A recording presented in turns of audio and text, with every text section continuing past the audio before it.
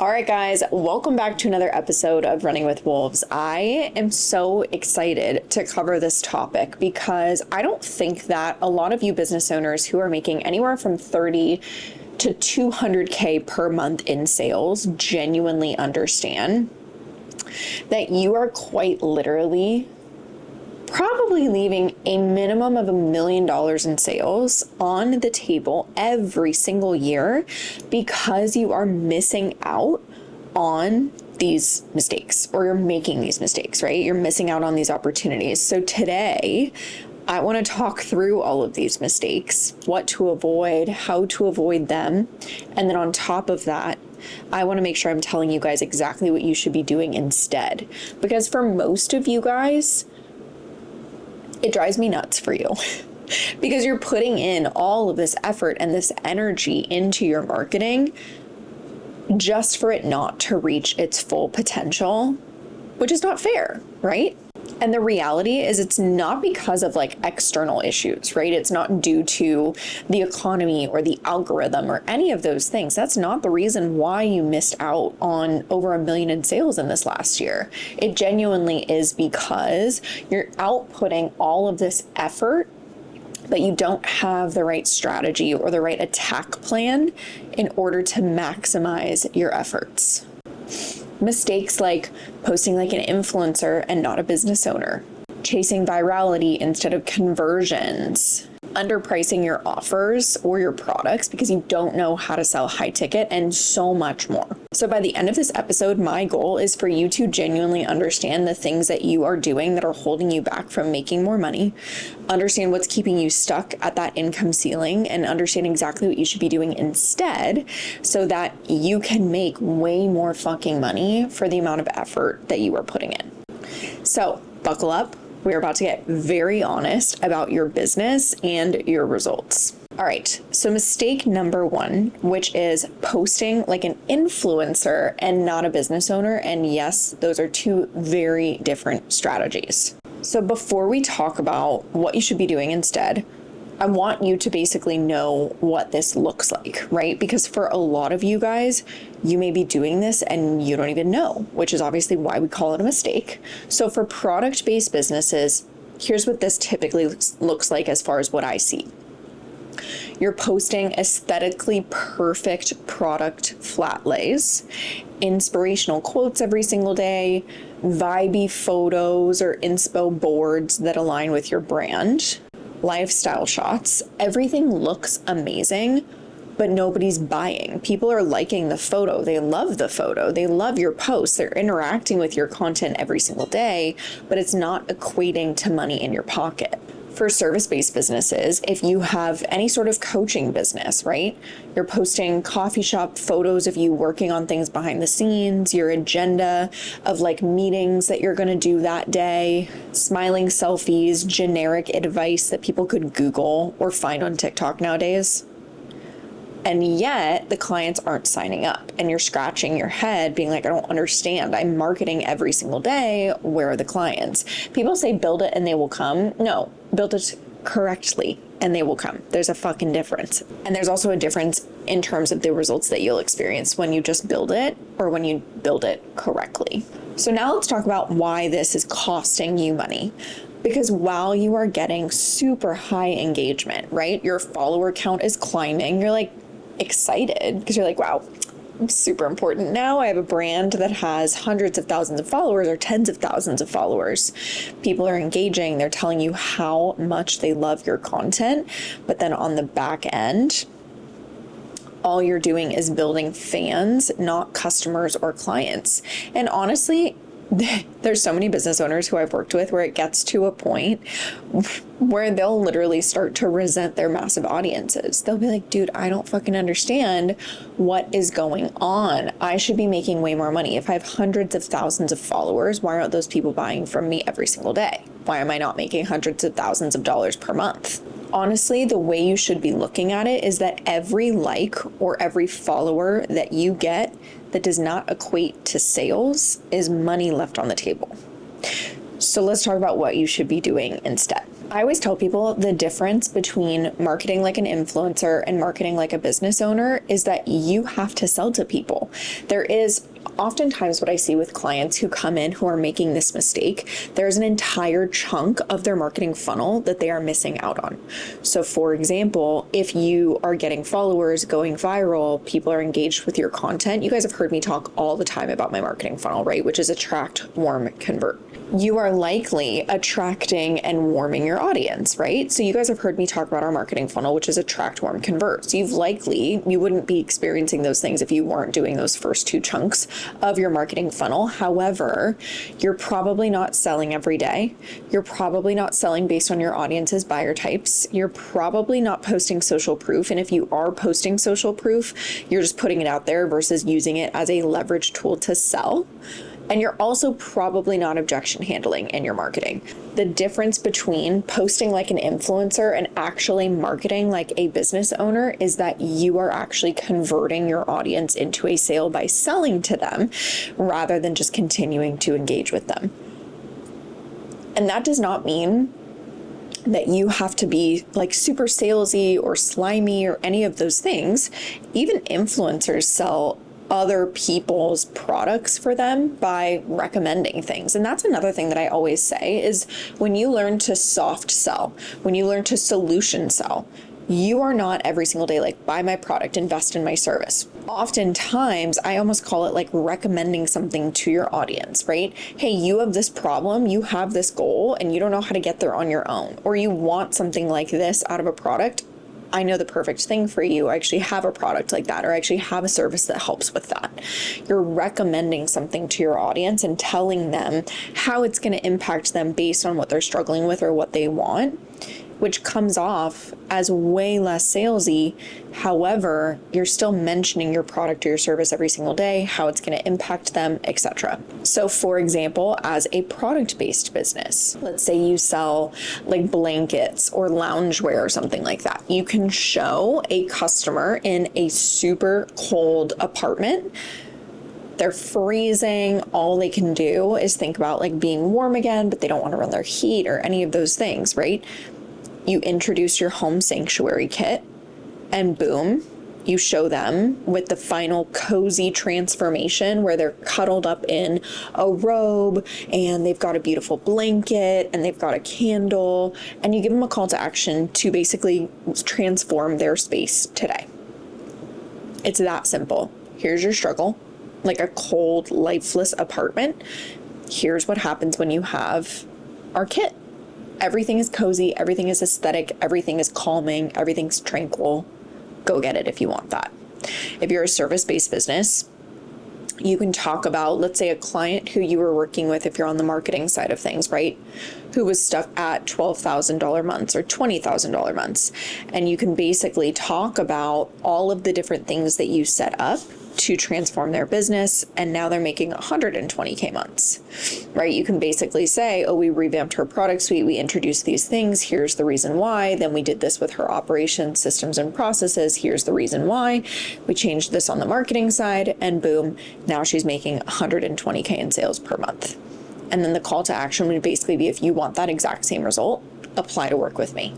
You can have someone be a huge fan of you as a coach, or a huge fan of you as a candle company or a loungewear company, whatever it is that you sell product wise.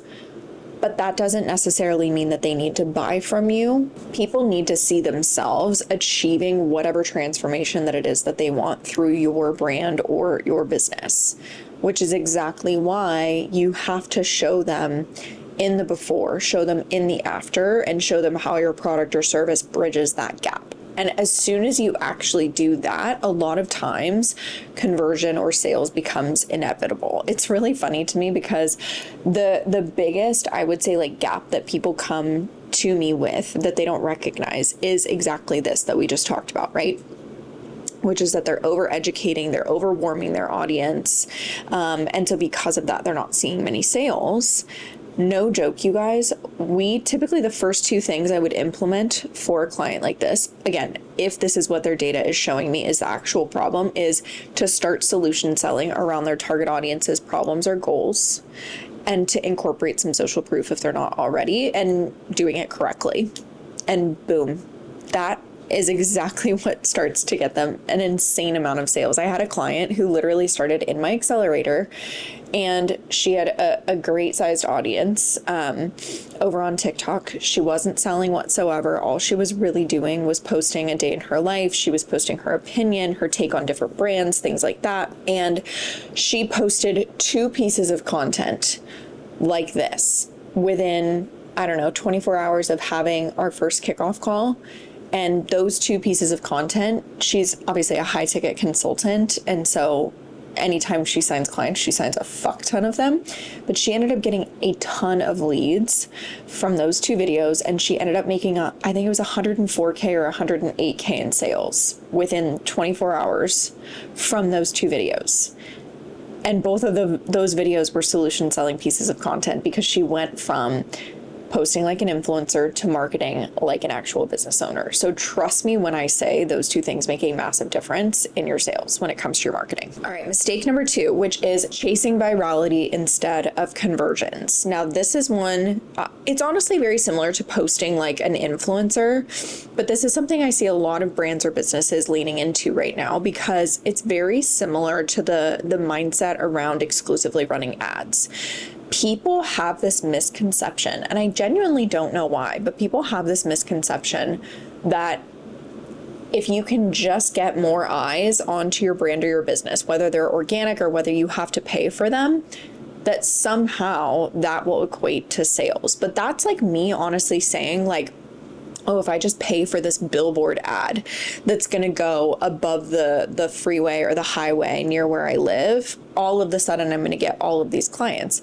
Well, no, it could be a terrible billboard ad that either no one sees, no one pays attention to, or the messaging doesn't click for them or convert for them. And boom, they're never even going to think about it again, right? It's very similar to going viral on any marketing platform, right? If we talk about TikTok, which right now that's probably the easiest platform to go viral on, it almost is a very similar concept to a billboard. With a billboard, you probably have maybe, if someone has really good vision, which clearly I don't, points to glasses. If someone has really good vision, you have maybe 10 seconds to get their attention if they're on a highway, right? Or if you're in the city and you're parked at a stoplight, okay, maybe you've got 30 seconds. Not only does your billboard ad, in order to get any sort of conversion, need to be eye-catching, need to grab their attention really quickly, but it needs to be simple and it needs to be strong. So the messaging has to connect with whatever audience they're selling to based on that product or that service. The same thing goes for going viral, except what's really interesting is that you probably have a shorter attention span from people. I always tell people, if your on-screen text, if your verbal or visual hook doesn't connect with your audience, doesn't grab their attention, you probably have less than 3 seconds to get them to engage with that video, or they're scrolling right past it. Especially in the day and age of doom scrolling, it's like, we literally aren't even paying attention, truthfully, to what we're looking at. It takes something, as a chronic doom scroller myself, that's like the way my brain unwinds. It takes a lot to snap you out of that mentality and be like, oh, I actually want to pay attention to this, right? Or actually watch past 3 seconds. I would probably say for myself, like every 10 videos that I scroll through, I look at maybe one for more than 3 seconds. So number 1, not only do you have such a small chance of actually getting someone's attention when you go viral, but then let's say that billboard that you're driving past on the highway literally just has a really cool design or an attention grabbing, I don't know, like picture or logo or something like that, and it just says your company name. Do you think that that is actually going to get you sales? Of course not. Because yeah, a ton of people might be like, whoa, what is that? But number 2, they have no connection to the product or to the service that you're marketing. For people who go viral, a lot of times the reason why they go viral is either that their video is entertaining or engaging, right? Those are like the 2 ways typically that you can go viral. There's shock value, and then it's entertaining. There's shock value, and then it's engaging, right? I just saw a video the other day, I think it was last night, where There was a girl, it was actually so funny. It was one of those Stitch videos where like someone, I'm sorry guys, I have a really dark sense of humor. So if this is not funny to you, I apologize in advance, but it was really funny for me. There was a video of people from really far away carrying a coffin and the bottom fell out and the body was just rolling down the hill, and she stitched it as it was rolling, and she rolled towards the camera and then was like, hey, come in today to get your whatever. And I forget what she was like marketing or selling, but again, that just goes to prove my point. I remember the part about the video that was funny or that was like, whoa, what the fuck?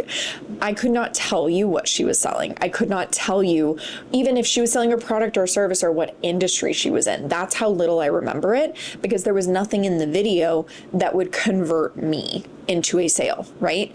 Because I always tell my audience, or I always tell my clients, what gets people obsessed with you is about you. What gets people to buy is about them. Okay. So there was nothing in that video that made me be like, whoa, this is me, therefore I need to go check out what this product or service is. Versus right now I'm in the really fun age where I have both hormonal acne and I'm starting to get some fine lines, some wrinkles, some like dullness in my skin, right? So I have different skin concerns than I did when I was younger. There were a couple of videos that I saw in the last few weeks where the skincare brand was directly addressing someone like me, where I think it was like a founder and she was doing like a get ready with me video, which like can still be highly converting, but she was standing in front of the camera and she was like, I'm at this phase in life where like, this is what I'm experiencing. And she went to go explain exactly what I just talked about, where it basically was like, I'm like in this weird transitional phase, blah, blah, blah, said everything I almost just said. And she was like, that's why I'm using like this product. Like I specifically formulated it for this reason. It's got XYZ ingredients in it that'll do this, that, and the other. She talked about the transformation her skin has seen. And she was like, if you want some, like go get your hands on it in the link in my bio, right? Now, I do not put anything on my skin unless my esthetician approves it, because she has saved my skin. And so I did not purchase it, but I did put it in my folder of videos and products to ask her about to get her stamp of approval on. And if she says that it's fine, I'll go buy it. That is the difference between a video that is going to go viral and I'm going to remember the video itself, but not the brand or the business or the product or the service, and a video that I will remember the product or the service and potentially consider purchasing, right? Yes, you need to go viral, right? Now, virality isn't the only thing that you should be chasing. You should have two objectives every single day. Bring new leads into your audience or new eyes into your audience, warm them up, and then convert them, and convert the people you already have in your audience into a customer or a client. Those are your two objectives. So you don't even need to go like massively viral. I always call it going like baby viral, which is where if you hit, I don't know, 8,000 views with one video, 10,000 views with one video, even like 3,000 views with one video, go look at my freaking videos on TikTok, you guys, or go look at my views on any of my content on Instagram, right? The reality is that on average, I probably get anywhere from, I would say, 1,000 to like 3,000 views on one video. And I have a lot of followers over on TikTok by most people's standards or definition, but I'm not going viral every single day. However, every single day I have leads coming in from TikTok. I have sales coming in from TikTok. Same thing with Instagram, to the point where I make multiple millions in sales per year. So like, what I genuinely need you guys to understand is that views, is that virality, all of those things doesn't equate to sales. The reason I'm able to do that is because I know how to get people to buy, not just how to watch. So again, you should be aiming to have content that performs well every single day, so it brings those new people into your community and into your audience. But you should also be focused on selling to the audience that you already have. All right, so let's talk about mistake number 3. This is more so, I would say, on the marketing and the sales side of things, because it's both a sales process and an objective in your marketing. So mistake number 3 is not following up with leads. Now, there are going to be some of you that are going to sit there and say, Savannah, that is a BS marketing strategy or a BS sales process or whatever. You're basically going to sit here and you're going to tell me that your marketing should get them over the edge, or if they were just a quote unquote aligned client or an aligned customer, they wouldn't need a follow-up and they would just know, oh my God, I'm going to go buy this product or this service. I'm so sorry to say, but by any other sales standards, that is absolute bullshit. Absolute bullshit. I literally looked up studies about this or statistics around this, and most people at minimum purchase or invest after the 5th to 12th touch point. 5 to 12 touch points. This can be through your marketing, but this can also be through your sales, right? If I had chosen not to follow up with all of my leads in the last several years, I would venture to guess I would have made half the amount of money that I have made. I would probably say maybe 1 to 2 times a month, I have someone in my DMs or on a call who like closes with really without needing a follow-up, right? We just have the conversation right then and there, and they're super motivated to buy, and boom, there they go. That is normal. Again, over 50% of buyers buy within the first 5 to 12 touch points. So here's what you should be doing instead of having this mindset of like, oh, well, if they want to buy, they're going to buy, and I don't want to push people. That's the other thing too. People are like, oh, if I follow up, I'm salesy. What? I double text people all the time. I'm not annoying. I promise you. I have friends who are super busy. I have friends who are dedicated moms who are crushing it in their careers, things like that. And people get busy, people get distracted. And as intentional as my friends are, because I choose them very carefully, and as well-meaning as they are, life gets busy. They get distracted. So I'll text them one thing one day, and if I don't hear back in a couple of days, I'm like, hi, did you see my text above? Like, so sorry, just want to make sure I can confirm this, that, or the other. Or I'll just check in with them again, like, hey, I texted you, are you okay? Like, I know that you're probably super busy, but I just want to make sure you're all good. Why would it be any different? It's human communication. It's a human experience for life to get busy. And that's with people who have like a vested interest in our relationship, right? Most people who you are going to be selling to, no matter how hot they are of a lead, probably have some mental like hurdles or blocks or concerns or things like that about potentially purchasing your product or investing in your service. So if your friends can get so distracted or life can get crazy to the point where it impacts their ability to respond to you quickly, why would you assume the worst of your customers or your clients in your audience who have potentially inquired about your product or your service, right? Sometimes we just need a little nudge. So usually our follow-up process after an inquiry is I will send 4 follow-ups, honestly.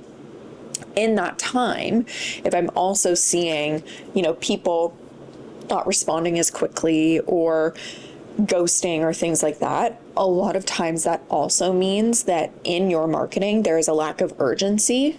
And there's also a lack of objection handling. Most times when people ghost, it's not because they don't mean well or they don't intend on purchasing or investing from you. A lot of times what that means is they're scared or they have unspoken objections or unspoken concerns or questions that they kind of either feel silly or embarrassed voicing, or they have let take over the narrative and they're like, it's just not worth it. Like, I'm just gonna not purchase or invest and not respond, because it's easy to ghost when you have nothing tied to that conversation, right? So in the sales conversation, I will send 4 follow-ups, but on the marketing side of things, I will also create a lot of urgency around why people should invest now or buy now. And then on top of that, I'll go through like common objections, or if they are vocalizing their objections, but then they just don't respond, I'll handle that objection in my marketing, because those same people who are slowly responding to my messages oftentimes are also binging my content. And so you're kind of hitting them on both sides. That's that like 5 to 12 different touch points, right? If you sent someone 12 follow-ups 12 days in a row, they'd probably block you on Instagram. So please don't do that. Or same thing with emails, right? So you have to make sure you're combining the two. But what I want you to think about every single time you consider not following up with someone is that, and honestly, it's pretty crazy. Some of my best clients who I have absolutely fucking loved working with and who have referred me so many different people were people who either had big objections or were people who didn't immediately respond to my message. And so I had to do a bunch of follow-ups with them. But as soon as they close, they're like, amazing, you've won my trust because you went through that whole process with me. So every time you're like, ugh, I don't want to send out follow-ups or I just don't have time, it is a money-making activity. So you need to make time for that. And that doesn't just go for your sales process, that also goes for your marketing. Okay? All right, let's get into mistake number 4, which is inconsistent messaging or mixed signals. Here's what this looks like. Here's what this looks like, because some of you guys are going to be like, Savannah, I am not throwing my audience mixed signals. I do not have inconsistent messaging. So here's what this probably looks like for most of you, because I will bet my bottom dollar, if I pulled up your marketing, you're throwing out mixed signals like nobody's business. Okay. So if you're a product-based business, some posts are cozy. If we're going back to that like blanket metaphor or example that I gave earlier, some are super luxurious, some are funny. People genuinely cannot pin down what the fuck your product is, what your brand is, because it's all over the map. Right? And especially in the day and age of TikTok, it's very easy to do, I will say. So I completely understand where this comes from when you guys are doing it. So don't fault yourselves, but now you know, and you need to make some changes. If you're a service-based business, 1 week coaching is strategy, the next it's mindset, the next it's marketing tips, right? There is no clarity because you have a lot to speak on, but a lot of times when you have a lot to speak on and you don't know how to do that strategically, it can really confuse your audience. And unfortunately, this kills your sales because confusion kills momentum and momentum creates sales. If someone does not understand exactly what it is that you sell from the first post that they land on or from the second that they see your profile, oftentimes that first impression is enough to kill the sale. That's why I always tell my clients, whether it's TikTok, whether it's Instagram, whether it's any of your marketing platforms, whether it's your website, you have to be clear on who you help and how you help them with your product or your service in a unique way. Right off the bat, it should be in your bio. It should be in any of your highlights or your playlists or in your marketing on your website. And you should have pinned posts that explain what it is that you do, how you help people. And even on your unpinned posts, there in the caption should absolutely be the solution you offer, how to get in contact with you, how to purchase your products, things like that. So that people immediately, when they see your profile, go, they help me. They have a solution that I need. And on top of that, the solution is different than anybody else's solution that they offer out there. And here's why I need to purchase or invest now. Bonus points if you create some urgency, okay?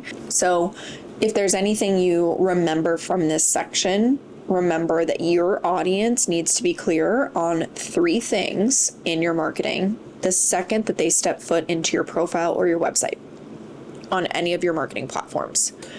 What it is that you do, the solution your product or service offers. Do you help people like them with your product or your service? And how do you do that differently than any of your competitors? Like, why should they buy from you? And again, bonus points for urgency. Okay? All right, mistake number 5 is underpricing because you do not know the right marketing strategy. I actually see this all the time and it makes me really sad. Like, for example, I had an accelerator client who is a brand and web designer. And when she first came to me, she was like, I don't know if I want to open up the agency side of things. Like, I don't know if I want to grow a team or do digital products or things like that. Like, I'm just kind of confused on what I should be doing on how to scale my business, because I know how much money I want to make and I know how I want it to feel. I just don't really know how to get there. And she was like, I need to sign so many clients on the done for you side of things to even like remotely hit my goal. And I just don't know how I'm going to do that. And when she told me her pricing, I think my jaw like dropped to the floor, because I was like, what? I was like, what all does like your brand and your web package entail? And I was asking her about the deliverables and how long it takes her and all the things. And I was like, you should be charging at minimum triple that. That's the crazy piece. Like, she literally should have been right off the bat tripling her prices. Okay. And then when I was like, why are you scared to raise your prices? She goes, because the last time I tried to raise my prices, no one would buy from me. I had a bunch of conversations with people and every single person said that it was too expensive. And so I basically like lowered them, and now I've been okay getting more clients, but I can't get to a point where like every single person is telling me it's too expensive. And I go, well, what were you doing to market your service as something that deserves that price point? She looked at me, she was like, well, I don't really know. Like, exactly. Everyone is scared to raise their price point, whether you're a service provider or a product-based business. But ultimately, it's because you're getting pricing objections because you've not given anyone any information in your marketing as to why they should be able to justify paying that price point for your product or your service. I always tell people, you could probably set the most like obscene price point, right? People pay massive amounts of money for the most ridiculous things, right?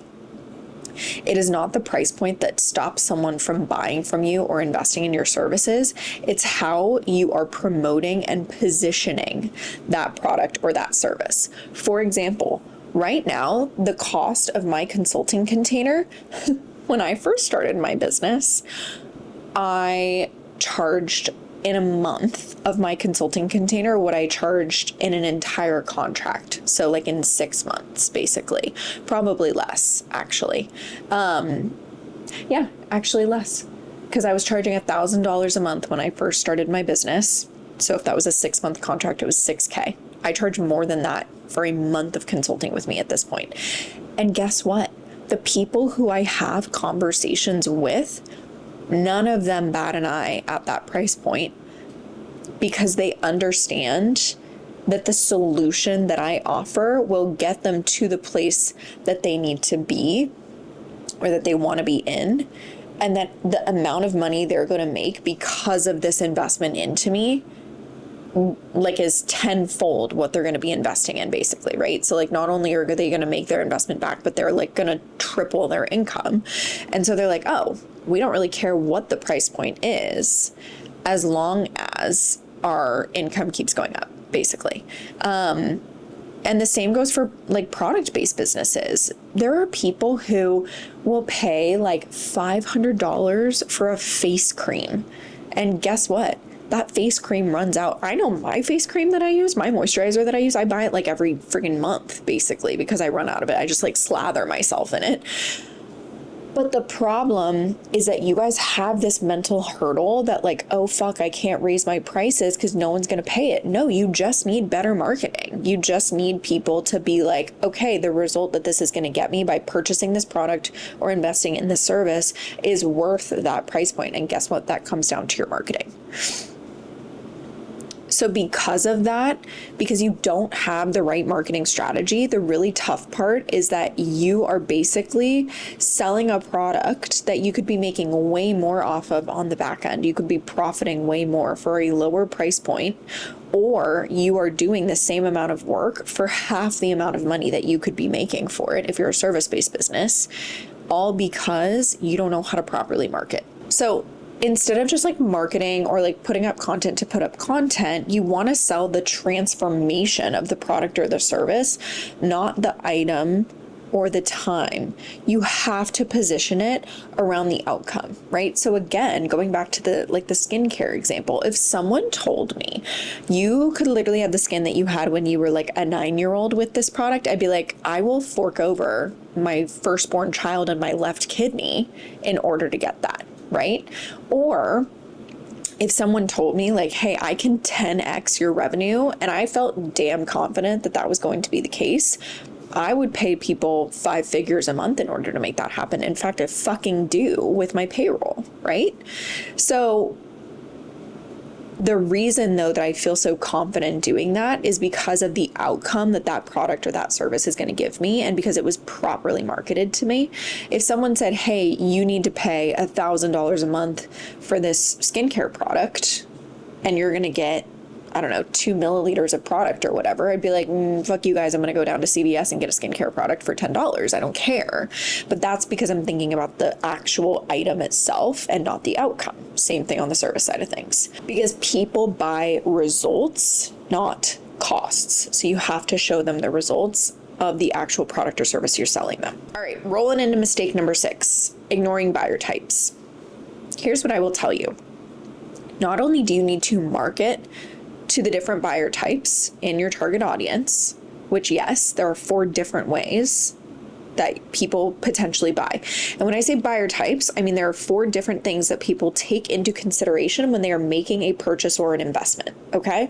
If you don't know what the 4 different buyer types are or how to identify what yours are in your target audience, I have an entire podcast episode around it. It was actually one of the first ones that I did with Running with Wolves. So go watch that. I go through all the different buyer types as fucking Sex and the City characters, by the way. So it's like actually a really fun listen. And then on top of that, I talk about how to figure out what the buyer types in your target audience are and how to sell to them. Okay. But not only do you need to market to the 4 different buyer types, but if you're having sales conversations, you have to sell to them differently. It would basically, I compare it to like the different love languages, right? Someone is going to feel loved because you show them love in a way that looks like love to them. I know that that was like a really confusing statement, but let's say my love language is quality time and physical touch. Those are my 2. And sometimes a little bit of like words of affirmation and acts of service. I just don't like gifts, you guys. That's about it for me. But as an eldest daughter, I would actually probably say my love languages have like changed over time. I don't actually really feel like physical touch is a huge one for me. Like I like holding hands, that's about it. But if you intentionally plan to spend time with me, and if you tell me like how great of a job I'm doing or like how proud you are of me, or if you do something for me without me having to ask for it, oh, done fucking deal. Okay. So let's say those are like my love languages, right? And then let's say someone goes out and buys me a super expensive gift. I'm recording this in September. My birthday is in like a couple of weeks. And I always tell people, I'm like, please do not get me anything. I don't like things. If you want to get me some pretty flowers, sure, that's fine. But like, that doesn't really feel like a gift for me. When people get me gifts, I'm like, I'm good. Like, it's just not meaningful to me, right? But if you really want to make me feel loved and you go out of your way to, like, for example, my boyfriend for my birthday this week actually is like taking me to do something really fun that's a surprise. And so he was like, Thursday night, I'm taking you, we're going to go do something. It's an overnight thing. Like Friday, you need to pack this, that, and the other. That makes me feel loved because I'm like, oh my gosh, like you thought about me, you know what I like, you intentionally planned it. We're going to go spend like uninterrupted time together and just have fun. Done deal. It's the same thing with your buyer types, you guys. Let's say that they take ROI and analytics and logistics into a purchasing consideration, and all you're hitting them with is urgency and emotions and things like that. It's not going to connect. It's going to go right over their head. And so they're not actually going to buy because you're not selling to them based on a way that they need to be sold to. You could tell me point blank, I'm selling my product or my service every single day. But just because you're selling your product or service every day does not mean you're going to make sales. You have to sell in a way that matters to your audience, just because you're trying to show up for the people in your life and love them, they're not always going to feel loved. There are two totally different things, okay? To be seen is to be loved, and to be seen is to sell. Write it on my tombstone. All right, rolling into the next mistake. And I kind of alluded to this earlier, but this mistake is posting social proof but not marketing it, okay? This is a massive misconception. Just because you have social proof, just because someone says your product or service is fantastic, does not mean that someone's going to buy, okay?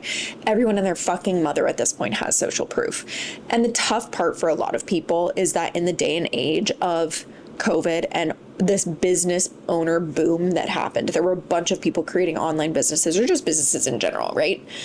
A lot of people, unfortunately, would fake their own social proof. I quite literally saw it. And especially in the day and age of ChatGPT, you know what's actually so fucking crazy to me? So I will very loudly and proudly say that I have ChatGPT help me write a lot of my content.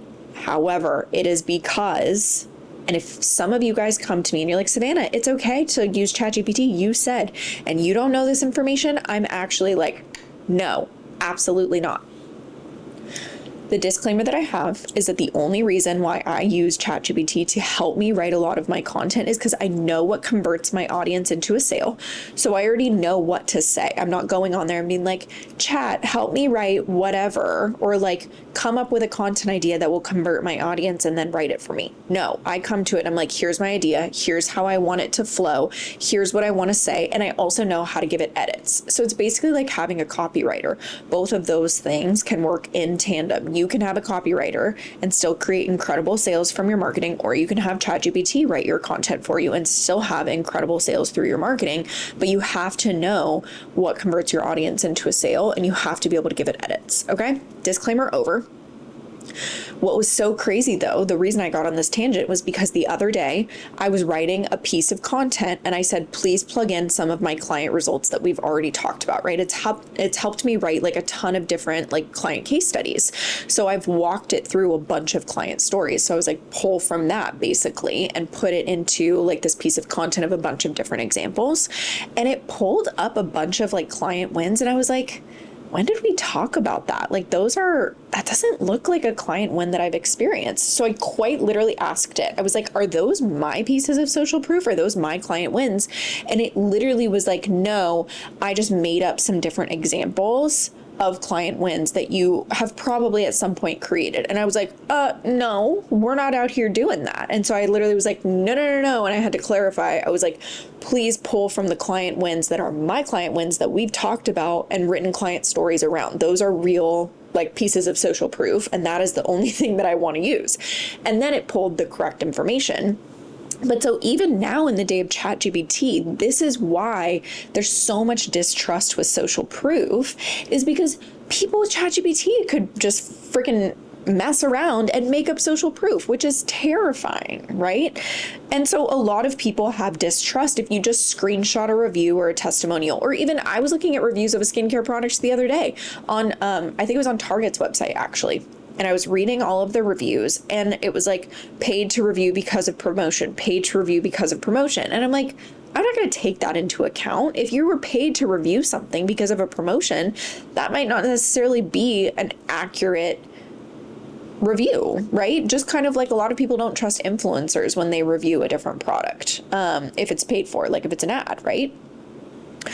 Just because you screenshot a result or a review or any of those things and you don't add context, that doesn't mean it's actually going to create sales. You have to use that as a marketing, like leveraging tool. You have to market it, right? So for example, what I actually tell people is to add context to any piece of social proof that you post. So like you guys will probably see me post content and post social proof on social proof on social media, Savannah, post social proof on like my stories on Instagram, on any of those things, but I will give context. I will tell people exactly why it is that we created those results, what people were missing, what was the gap in their marketing and their sales strategy, why did this strategy work for them? What was the starting point that they were at when they first came to me, right?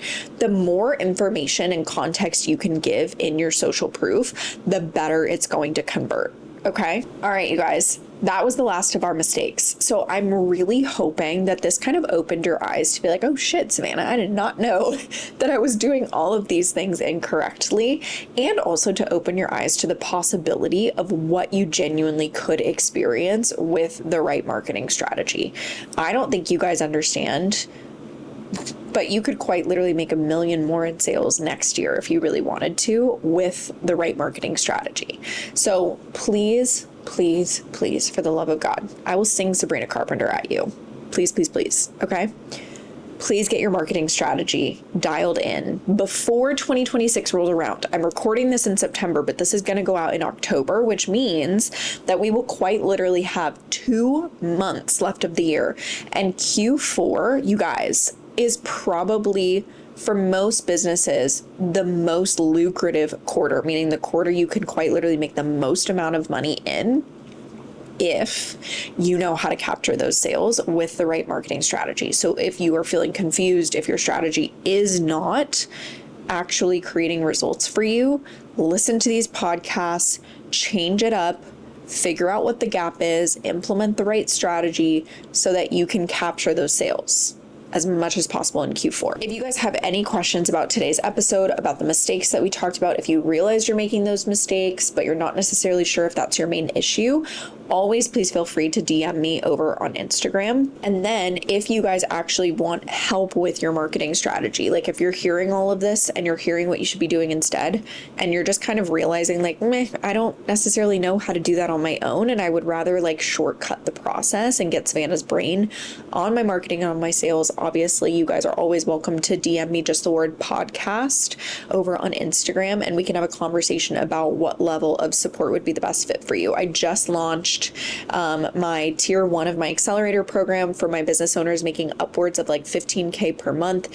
So even if you are someone who's not necessarily making 50K per month, if you're making anywhere above 15K per month, I can now obviously support you guys live, which is really, really exciting. So yeah, just DM me the word podcast if you have questions about the best level of support for you. Otherwise, I hope you guys have a fantastic rest of your day, and I will see you guys in the next episode.